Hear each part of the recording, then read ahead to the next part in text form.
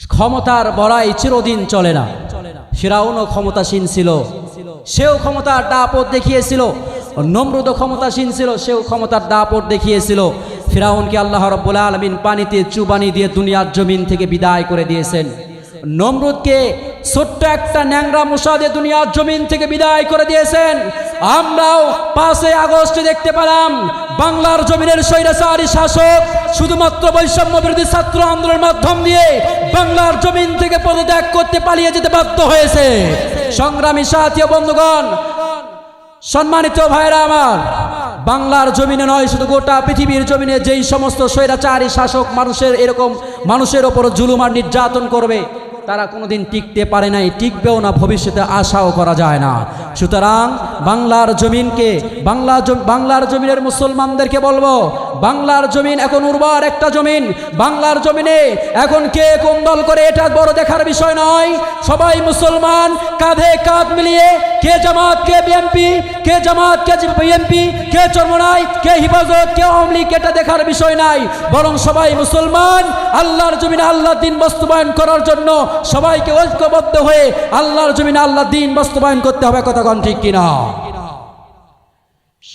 সম্মানিত ভাইরা আমার, আজকে যদি আমরা এখনো দল মত, আমরা এটাই ভেদাভেদ শুধু করি, আমি অমুক দল করি, আমি অমুক দল করি, এটা নিয়ে যদি পড়ে থাকি, তাহলে বাংলার জমিনে ইসলামী হুকুমত প্রতিষ্ঠিত করা সম্ভব নয়। আমি মনে করি বাংলার জমিনে ইসলামী হুকুমত প্রতিষ্ঠিত করতে গেলে এখনই উত্তম সময়। বাংলার জমিন থেকে এক স্বৈরাচার বিদায় হয়েছে, দ্বিতীয়তে কোনো স্বৈরাচারকে আর সময় সুযোগ করে দেওয়া যাবে না। বাংলার জমিন হবে ইসলামের জমিন, বাংলার জমিন হবে মুসলমানদের জমিন। এই জমিন মুসলমানদের ছিল, মুসলমানদের আছে, মুসলমানদের থাকবে। কোনো দালালদের হাতে বাংলার জমিন ছেড়ে দেওয়া যাবে না। আল্লাহ রাব্বুল আলামিন মুসলমানদেরকে এটাই জানিয়ে দিয়েছেন কুরআনুল কারীমের ভিতরে, আলা লাহুল খালকু ওয়াল আমর, সৃষ্টি যার, আইনও চলবে তার। আল্লাহ রাব্বুল আলামিন এমন একটা কিতাব নাজিল করে দিয়েছেন, যেই কিতাব মানলে পরে আপনি জান্নাতি, না মানলে পরে জাহান্নামী। আল্লাহ রাব্বুল আলামিন পবিত্র কুরআনুল কারীমের ভিতরে জানিয়ে দিলেন, যালিকাল কিতাবু লা রাইবা ফীহি হুদাল লিল মুত্তাকিন। এটা সেই কিতাব যার ভিতরে কোনো সন্দেহ নাই, সন্দেহের অবকাশ মাত্রা নাই। আল্লাহ রাব্বুল আলামিন এই কিতাব কাদের জন্য অবতীর্ণ করলেন? আল্লাহ তাআলা পড়াতে বলেন, হুদাল লিল মুত্তাকিন। এটা মুত্তাকিদের জন্য পথ প্রদর্শক, এটা মুত্তাকিদের জন্য হেদায়েত। জোরে বলেন সুবহানাল্লাহ। আল্লাহ তাআলা এটা মুসলমানদের জন্য এই কিতাবকে অবতীর্ণ করে দিয়েছেন। মুসলমানদের জন্য এই কিতাব আল্লাহ তাআলা অবতীর্ণ করেছেন, মানুষকে অশান্তির পথ থেকে শান্তির পথে পরিচালিত করার জন্য, মানুষকে আল্লাহ তাআলা অন্ধকারের পথ থেকে আলোর পথে আনার জন্য এই কোরআনুল কারীমকে নাজিল করেছে। জোরে বলেন সুবহানাল্লাহ। আল্লাহ রাব্বুল আলামিন এই কোরআনকে মানুষের জন্য নাজিল করেছেন, মানুষ যেন সঠিক পথে চলতে পারে, অন্ধকারের পথ থেকে আলোর পথে তারা আসতে পারে। সমস্ত মানুষের জন্য আল্লাহ তাআলা হিদায়াত স্বরূপ এই কিতাবকে পাঠিয়ে দিয়েছেন। জোরে বলেন সুবহানাল্লাহ। আল্লাহ রাব্বুল আলামিন এটাই কোরআনুল কারীমের ভিতরে বললেন, যারা এই কিতাবকে মেনে নেবে, যারা এই কিতাব অনুযায়ী চলবে, যারা যে কিতাব অনুযায়ী নিজের জীবন চালাবে, যারা এই কিতাব অনুযায়ী নিজের ব্যক্তিগত জীবন, পারিবারিক জীবন, সামাজিক জীবন, রাষ্ট্রীয় জীবন, অর্থনৈতিক জীবন পরিচালনা করবে, আল্লাহ রাব্বুল আলামিন বলে, ফামান তাবিয়া হুদায়া ফালা খাউফুন আলাইহিম ওয়ালা হুম ইয়াহজানুন। এই কিতাবকে যারা মানবে তাদের কোনো ভয় থাকবে না, তাদের কোনো চিন্তা থাকবে না, তাদের কোনো ক্ষুধা থাকবে না। আল্লাহ রাব্বুল আলামিন জানায় দিলেন, যারা এই কিতাবকে তাদের ব্যক্তিগত জীবনে, সামাজিক জীবনে, পারিবারিক জীবনে, অর্থনৈতিক জীবনে, রাজনৈতিক জীবনে মেনে নেবে, আল্লাহ রাব্বুল আলামিন তাদের কাছ থেকে সমস্ত প্রকার ভয়, সমস্ত প্রকার চিন্তাগুলোকে দূরীভূত করে দেবে। জোরে বলেন সুবহানাল্লাহ। এমন একটা কিতাব আমাদের জন্য আল্লাহ রাব্বুল আলামিন অবতীর্ণ করেছেন, যেই কিতাব মানলে পরে জান্নাতি, যেই কিতাব না মানলে জাহান্নামী। এমন একটা কিতাব আল্লাহ রাব্বুল আলামিন মুসলমানদের জন্য অবতীর্ণ করে দিয়েছেন। এই কিতাবের কিছু অংশ মানবেন আর কিছু অংশ মানবেন না, তা হবে না। বরং আল্লাহ রাব্বুল আলামিন বলে, আফাতুমিনুনা বিবাদিল কিতাবি ওয়া তাকফুরুন বিবাদ। আল্লাহ তাআলা বলে তোমরা এই কিতাবের কিছু মানবা আর কিছু মানবা না, তা হবে না।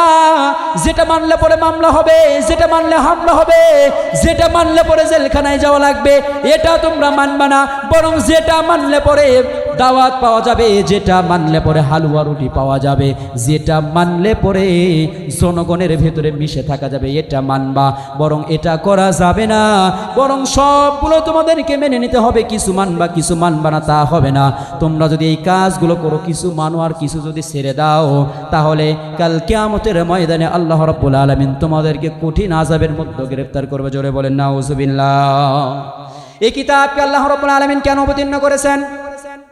আল্লাহ রাব্বুল আলামিন এই কিতাবকে অবতীর্ণ করেছেন গোটা মুসলিম জাতিকে আলোর পথে আনার জন্য। আল্লাহ রাব্বুল আলামিন পবিত্র কুরআনুল কারীমের ভিতরে সূরা ইব্রাহিমের ভিতরে জানায়া দিলেন আলিফ লাম রা কিতাবুন আনজালনাহু ইলাইকা লিতুখরিজান নাসা মিনাজ-যুলুমাতি ইলান নূর। আল্লাহ রাব্বুল আলামিন সমস্ত মানুষকে অন্ধকারের পথ থেকে আলোর পথে আনার জন্য এই কোরআনকে অবতীর্ণ করেছেন। এই কোরআন এমন একটা যুগে অবতীর্ণ হয়েছে যেই যুগের মানুষগুলো ছিল অত্যন্ত খারাপ, যেই যুগে মানুষগুলো অত্যন্ত খারাপ ছিল, আয়ামে জাহিলিয়াতের যুগে আল্লাহ রাব্বুল আলামিন কোরআনকে অবতীর্ণ করেছে। যেই যুগে জীবন্ত কন্যা সন্তানকে মাটির নিচে পুঁতে রেখতেও তারা দ্বিধাবোধ করতো না, চিন্তা করতো না, এমন একটা খারাপ যুগে, এমন একটা বর্বর যুগে কোরআনুল কারীমকে আল্লাহ রাব্বুল আলামিন অবতীর্ণ করেছেন। সেই যুগের মানুষ কোরআন মানার কারণে, সেই যুগের মানুষ কোরআনকে মানার কারণে, কোরআনকে আগলে রাখার কারণে, কোরআনকে বুকে ধরার কারণে সোনার যুগে তাদের যুগটা পরিণত হয়ে গিয়েছিল। সবতল মানুষগুলো সোনার মানুষে পরিণত হয়ে গেছে। জোরে বলেন সুবহানাল্লাহ।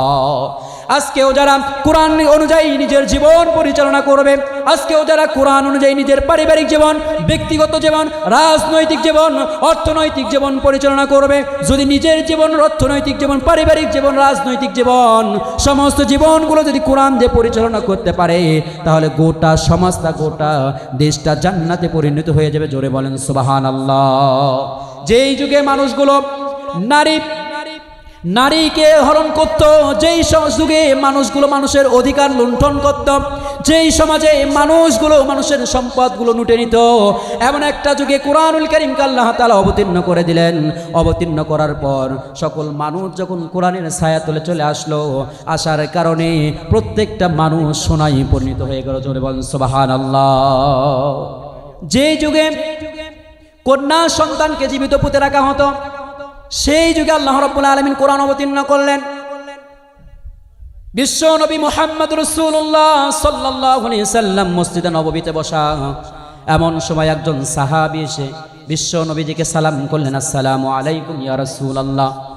নবীজি সাল্লাল্লাহু আলাইহি সাল্লাম সালাম গ্রহণ করলেন। গ্রহণ করার পর তাকায়া দেখে সাহাবীর চোখ দিয়ে দরদর করে পানি পড়তেছে। ডাক দিয়ে বললেন, কেন কান্না করো?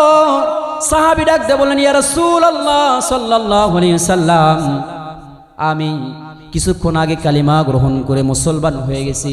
আল্লাহ তাআলা কি আমার জীবনের গুনাহ মাফ করে দিয়েছে? নবীজি সাল্লাল্লাহু আলাইহি সাল্লাম বললেন, কালিমা গ্রহণ করার কারণে আল্লাহ রাব্বুল আলামিন তোমার জীবনের সমস্ত গুনাহকে মাফ করে দিয়েছে।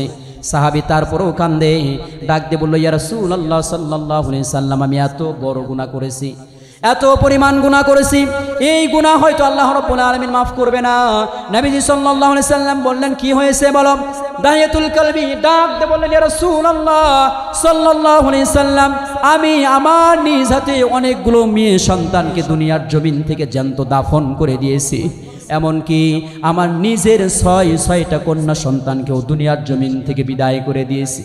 ইয়া রাসূলুল্লাহ সাল্লাল্লাহু আলাইহি সাল্লাম, শেষ যেই সন্তানটাকে আমি জীবন্ত দাফন করেছি, এটার ব্যথা আমি আর সহ্য করতে পারি না। ইয়া রাসূলুল্লাহ সাল্লাল্লাহু আলাইহি ওয়াসাল্লাম, শেষে যেই মেয়েটাকে আমি দাফন করে দিয়েছি, এই মেয়েটা অত্যন্ত ভালোবাসতো, অত্যন্ত মহব্বত করতো আমাকে। আমি তাকে বেড়ানোর নাম করে ঘোরানোর উদ্দেশ্যে দুই পাহাড়ের চিপায় নিয়ে গিয়ে গর্ত খনন করতেছিলাম। গর্ত খনন করার সময় যখন মাটিগুলো এসে ধুলা এসে আমার শরীরে লাগতো, আমার মেয়ে বলতো, বাবা তোমার শরীরে ধুলা লাগতেছে, ময়লা লাগতেছে। আমার মেয়ে ধুলাগুলো ঝেড়ে দিত। ইয়া রাসূলুল্লাহ সাল্লাল্লাহু আলাইহি ওয়াসাল্লাম, আমার মেয়ে এরকম করে আর বলে আব্বু গর্ত খনন করে কি করবা? মেয়ে তো বোঝে না এটাই তার জন্য শেষ ঠিকানা। আমি মেয়েকে গর্ত খনন করা শেষ করে মেয়েকে আমি গর্তের ভেতরে ফেলে দিলাম। দেওয়ার পর উপর থেকে একটা পাথর চাপা দিলাম। শেষ রক্ত ফিনকি যখন বেরিয়ে আসলো, একটা আওয়াজ বেরিয়ে আসলো, আব্বু আমাকে মারিয়েন না ইয়া রাসূলুল্লাহ সাল্লাল্লাহু আলাইহি ওয়াসাল্লাম। আমি এই ডাকটা ভুলতে পারতেছি না, সহ্য করতে পারতেছি না। ইয়া রাসূলুল্লাহ সাল্লাল্লাহু আলাইহি ওয়াসাল্লাম, এত বড় পাষাণ হৃদয়ে আমি আমার মেয়েকে হত্যা করে ফেলে দিয়েছি। ইয়া রাসূলুল্লাহ সাল্লাল্লাহু আলাইহি ওয়াসাল্লাম, আমি এই জঘন্যতম কাজ করেছি। নবীজি সাল্লাল্লাহু আলাইহি ওয়াসাল্লাম চোখ দিয়ে পানি ছেড়ে দিলেন।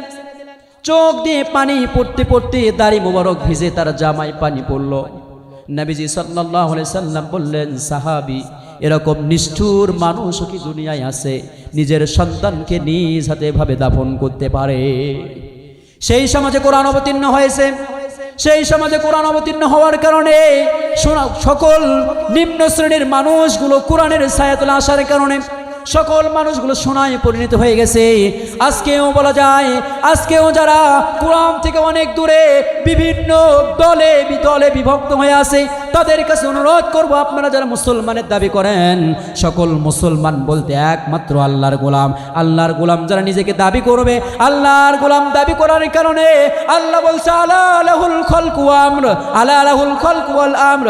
সৃষ্টি যার আইন চলবে তার, আল্লাহর সৃষ্টি আল্লাহর আইন চলবে। সুতরাং বাংলার জমিনে নয়, গোটা পৃথিবীর জমিনে অন্য কারো আদর্শ নয়, অন্য কারো মত নয়, একমাত্র নবী মুহাম্মদ রাসূলুল্লাহ সাল্লাল্লাহু আলাইহি সাল্লামের আদর্শ বাস্তবায়ন করতে হবে। কথা কোন ঠিক কিনা?